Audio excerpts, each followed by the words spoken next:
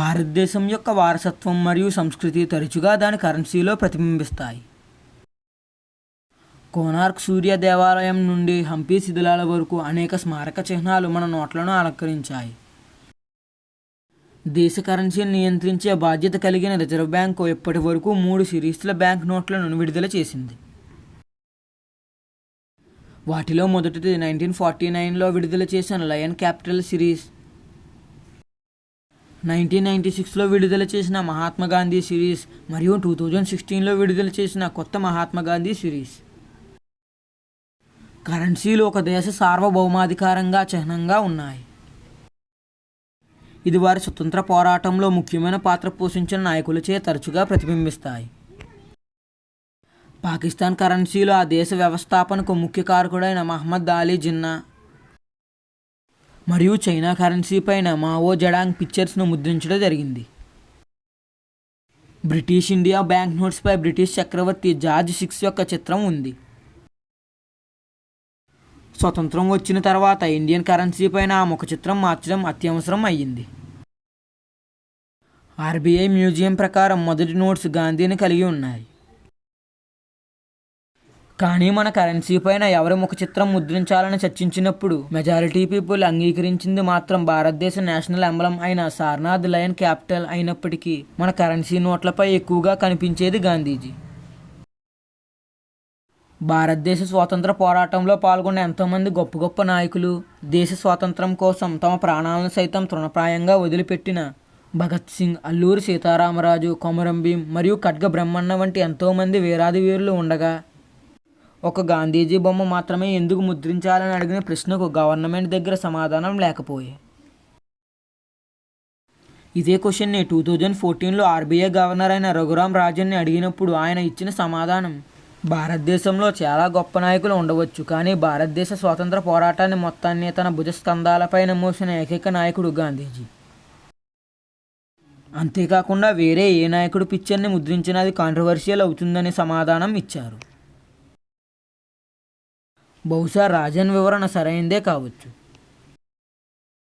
విభిన్న సంస్కృతి సంప్రదాయాలున్న మన దేశంలో చిహ్నం పైన ఏకాభిప్రాయానికి రావడం చాలా కష్టమని రాజకీయ నాయకులు చెప్పవచ్చు.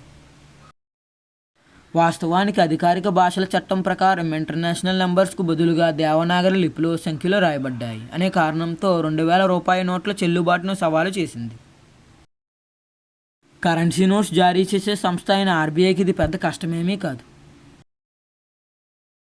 అయితే కరెన్సీ నోట్స్ పైన ఏ చిహ్నం ఉండాలి అనేది గవర్నమెంట్ మరియు ఆర్బీఐ కలిసి నిర్ణయం తీసుకుంటారు.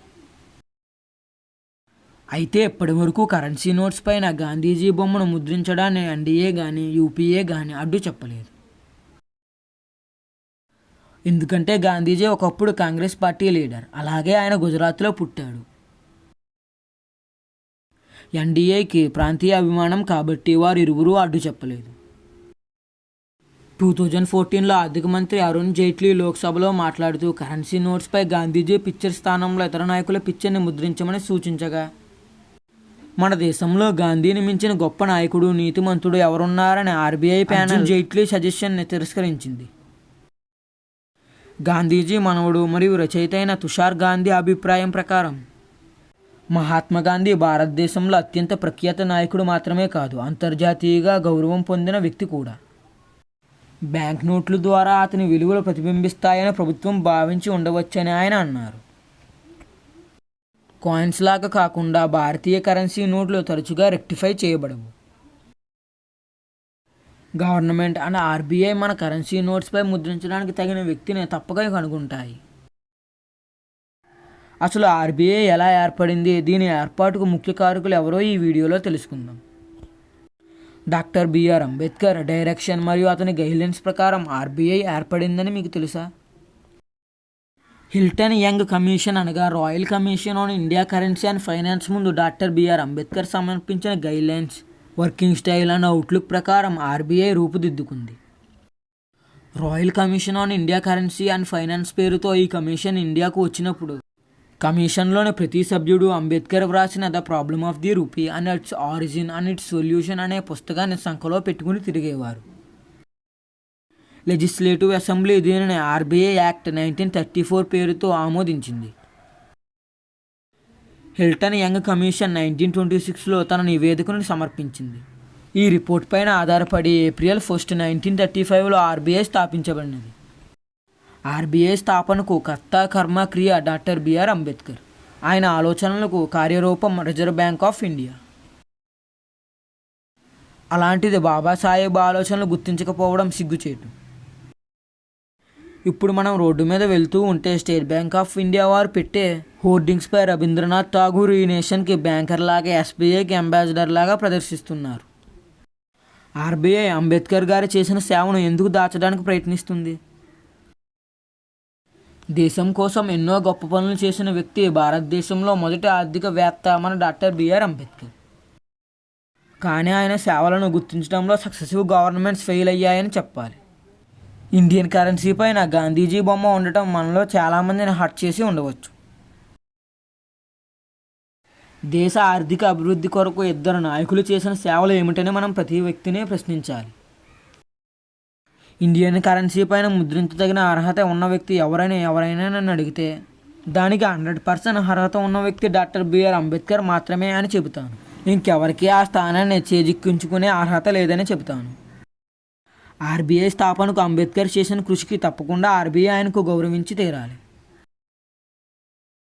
కానీ ఈ సంవత్సరం కూడా ఆర్బీఐ స్థాపన దినోత్సవం సందర్భంగా డాక్టర్ బిఆర్ అంబేద్కర్ గారి పేరును మెన్షన్ చేయడం మర్చిపోయింది. ఇదేనా భారతదేశం దాని యొక్క లెజెండ్ని గౌరవించే విధానం? ఇండియాలోని రూలింగ్ క్యాస్టెస్ దళిత్ బహుజన్ హీరోస్ని గుర్తించడంలో ఫెయిల్ అయ్యింది. కానీ ఓట్ల కోసం లోవర్ క్యాస్ట్ హీరోస్ని గుర్తించుకోవడం మర్చిపోవడం లేదు. ఆర్బీఐ స్థాపనకు డాక్టర్ బిఆర్ అంబేద్కర్ చేసిన సేవలను మర్చిపోవడం, ఆయనను అభిమానించకపోవడం దురదృష్టకరం. అంబేద్కర్ ఐడియాలజీ, ఆలోచనలు, దేశం కోసం ఆయన చేసిన సేవలు అనుసరిస్తేనే భారతదేశం ప్రపంచంలోనే నంబర్ 1 స్థానానికి చేరుకుంటుంది అనడంలో అతిశయోక్తి లేదు. ఆర్బీఐ ఇండియన్ కరెన్సీ పైన ముద్రించడానికి నేషనల్ ఐకాన్స్ కోసం కసరత్తు చేస్తుందని తెలిసినప్పుడు నేను చాలా సంతోషించాను. అందులోనూ డాక్టర్ బిఆర్ అంబేద్కర్ పేరు ఆర్బీఐ రికమెండ్ చేయడం మరింత సంతోషాన్ని ఇచ్చింది.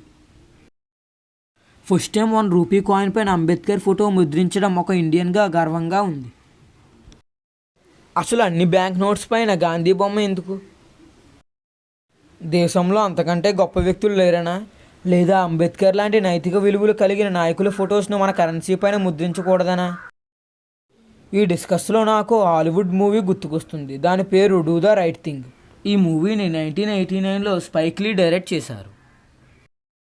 అయితే ఈ సినిమాలో స్టోరీ ఏమిటంటే, ఇటలీ నుంచి వచ్చిన ఒక పిజ్జా షాప్ ఓనర్ అమెరికాలో పిజ్జా షాప్ రన్ చేస్తూ ఉంటాడు. అయితే అట్రాక్షన్ కోసం షాప్ ఓనర్ ఇటాలియన్ హీరోస్తో ఒక ఫ్లెక్సీ వేయిస్తాడు. అది చూసుకుని షాప్ ఓనర్ తెగ మురిసిపోతూ ఉంటాడు. పిజ్జా కోసం వచ్చిన బ్లాక్ పీపుల్ ఒకడు, పిజ్జా షాప్ రన్ చేస్తూ ఉన్నది మా నైబర్హుడ్లో, అది నువ్వు అమ్ముతున్నది మా బ్లాక్ పీపుల్కి. అలాంటప్పుడు మా బ్లాక్ హీరోస్ ఫొటోస్ను ఫ్లెక్సీ పైన వేయించకుండా మీ ఇటాలియన్ హీరోస్ ఫొటోస్ను వేయించడం ఏమిటని ప్రశ్నిస్తాడు.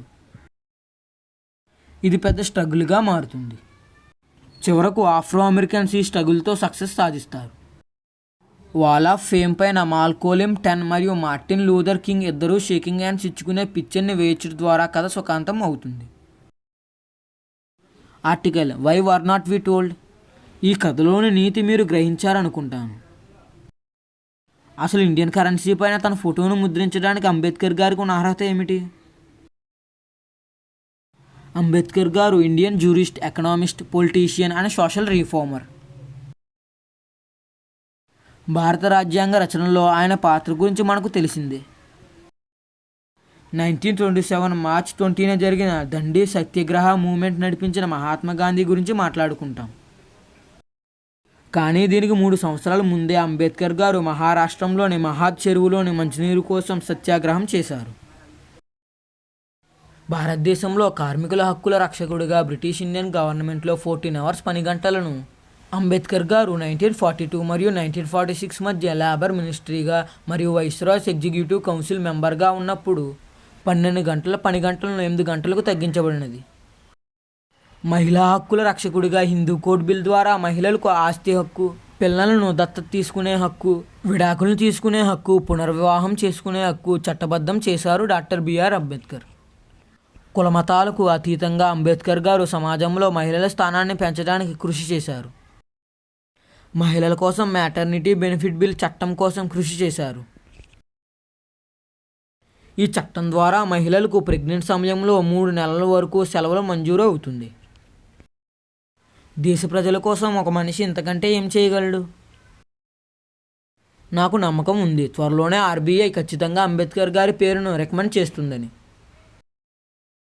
సో ఐ రిక్వెస్ట్ ఎవ్రీవన్, ఇండియాలోని ఇతర ఐకాన్ల కంటే అంబేద్కర్ గారినే మేము చాలా ప్రేమిస్తున్నాము. కాబట్టి డెఫినెట్లీ ఇండియన్ కరెన్సీ పైన డాక్టర్ బిఆర్ అంబేద్కర్ ఫోటో ముద్రించాలని ఆర్బీఐ అధికారులకు, రాజకీయ నాయకులకు వినబడేలా గొంతెత్తి చాటండి. ఇంతకంటే ఏమి అర్హత కావాలి ఇండియన్ కరెన్సీ పైన డాక్టర్ బిఆర్ అంబేద్కర్ గారి ఫోటోను ముద్రించడానికి? అది మన పాలకులకే తెలియాలి. ఈ వీడియో నచ్చితే లైక్ చేయండి. మరిన్ని వీడియోస్ కోసం మా ఛానల్ని సబ్స్క్రైబ్ చేసుకోండి. మీ కామెంట్స్ని కింద కామెంట్ బాక్స్లో తెలియజేయండి. జై భీమ్.